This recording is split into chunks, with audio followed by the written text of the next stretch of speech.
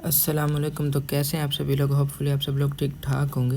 تو ویلکم آپ سب کا. آپ دیکھ رہے ہیں دی آڈیٹوریم. میں ہوں آپ کا ہوسٹ حسن.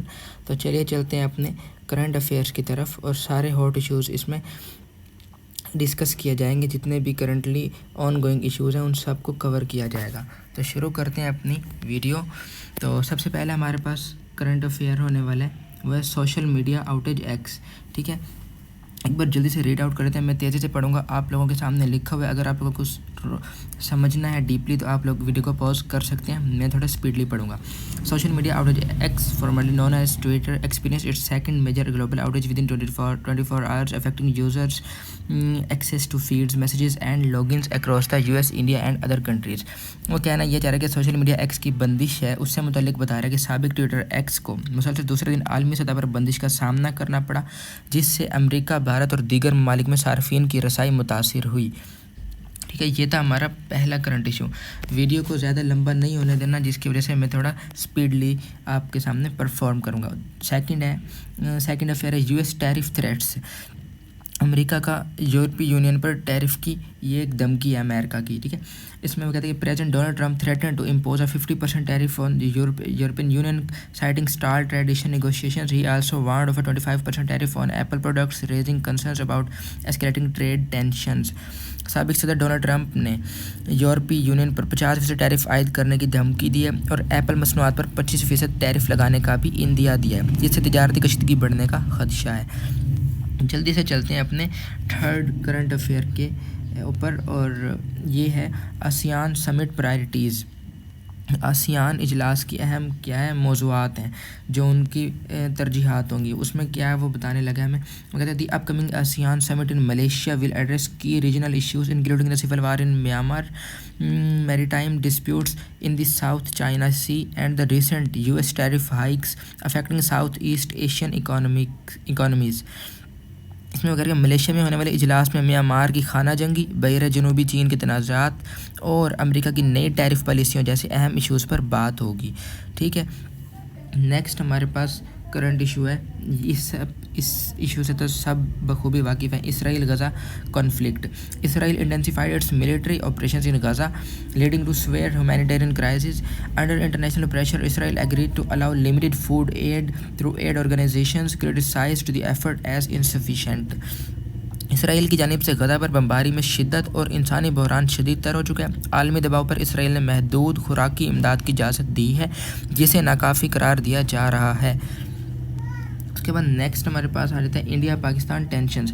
پاکستان اور بھارت میں جو تناؤ چل رہا ہے اس سے متعلق یہ ہمیں بتائے گا کہ despite agreeing to a ceasefire, explosions occurred in Kashmir with both India and Pakistan accusing each other of violations, leading to renewed tensions in the region. Kashmir میں دھماکوں کے بعد دونوں ممالک نے ایک دوسرے پر جنگ بندی کی خلاف ورزی کا الزام لگایا ہے, جس سے خطے میں ایک بار پھر کشیدگی بڑھ گئی ہے. نیکسٹ ہے ہمارے پاس مالیان پروٹیسٹس. ٹھیک ہے, مالیان پروٹیسٹ میں ہم کور کرنے لگے hundreds of demonstrators gathered in Bamako, Mali protesting the government's proposed dissolution of political parties and extension of president Assimi Goita's mandate by 5 years, marking the first pro democracy demonstrations since the regime took power in 2021. اس میں وہ کہنا چاہ رہے ہیں کہ جو main topic ہے وہ ہے مالی میں احتجاج. مالی کے دارالحکومت بماکو میں حکومت کے خلاف مظاہرے ہوئے ہیں, جن میں صدر گوئٹا کے 5 سالہ مدت میں توسیع اور سیاسی جماعتوں کی تحلیل کی مخالفت کی جا رہی ہے. اس کے بعد ہے ہمارے پاس 7th کرنٹ افیئر. تو اس میں ہم ڈسکس کرنے لگے ہیں 7th اپنے کرنٹ افیئر میں بلوچستان انریسٹ. بلوچستان میں جو بدامنی ہے. Protest erupted in Balochistan Pakistan following the Jafar Express hijacking and subsequent arrest of activists, highlighting ongoing human rights concerns in the region. Jafar express high jacking کے واقعے کے بعد بلوچستان میں احتجاج پھوٹ پڑے. حکومت پر انسانی حقوق کی خلاف ورزیوں کا الزام ہے. اپنے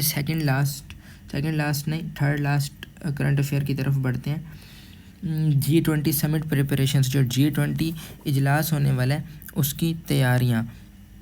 تو اس سے متعلق کیا کہنے لگا, South Africa is preparing to host the G20 summit in Johannesburg from November 22 to 23, 2025, focusing on themes of solidarity, equality and sustainability. اس میں وہ کہنا یہ چاہ رہا ہے کہ G20 اجلاس سربراہی اجلاس کی میزبانی اجلاس کی تیاری ہے. وہ جنوبی افریقہ نومبر 2025 میں G20 سربراہی اجلاس کی میزبانی کرے گا، جس میں یکجہتی، مساوات اور پائیداری کے موضوعات پر توجہ دی جائے گی. اپنے سیکنڈ لاسٹ کرنٹ افیئر کی طرف چلنے لگے ہیں. اگر کوئی آپ کو تیزی کی وجہ سے سمجھ نہیں آ سکی تو آپ لوگ ویڈیو کو ریوائنڈ کر سکتے ہیں، پاز کر سکتے ہیں، آپ لوگ اپنی کلیئرنس کر سکتے ہیں. ٹھیک ہے. سیکنڈ لاسٹ ہے ہمارے پاس چائنا US ٹریڈ ڈیولپمنٹس. چین امریکہ تجارتی پیش رفت ہے. The United States and China agreed to a 90-day period to reduce their tariff rates, aiming to ease ongoing trade tensions between the two economic giants. دونوں ممالک نے 90 دن کے لیے ٹیرف کم کرنے پر اتفاق کیا تاکہ تجارتی تنازعات کو کم کیا جا سکے. لاسٹلی ہمارے پاس ہے Papal conclave. Following the conclave held on 7th to 8th 2025, it was the date of May.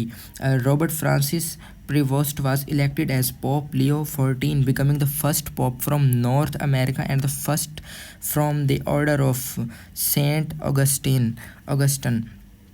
Actually اس میں نئے پوپ کا انتخاب ہوا ہے 7 سے 8 مئی 2025 کو ہونے والے پاپل کنکلیو کے بعد. رابرٹ فرانسس پرووسٹ کو یورپ کو پوپ لیو اور 14 ہو گئے 14ویں نمبر کے پوپ لیو ہیں منتخب کیا گیا ان کو، اور وہ شمالی امریکہ سے پہلے پوپ ہیں اور آرڈر آف سینٹ آگسٹن سے بھی پہلے پوپ بنے ہیں. تو یہ تھے ہمارے 10 most hot issues which are currently ongoing. تو ہوپ فلی آپ لوگوں کو انٹرسٹڈ لگے ہوں گے اور آپ لوگوں کے لیے انفارمیٹیو بھی رہے ہوں گے. تو اگر ابھی تک چینل جوائن نہیں کیا تو کر لیں. ملتے ہیں پھر ڈیلی کے کرنٹ افیئرس کی کنٹینیوس سیریز میں.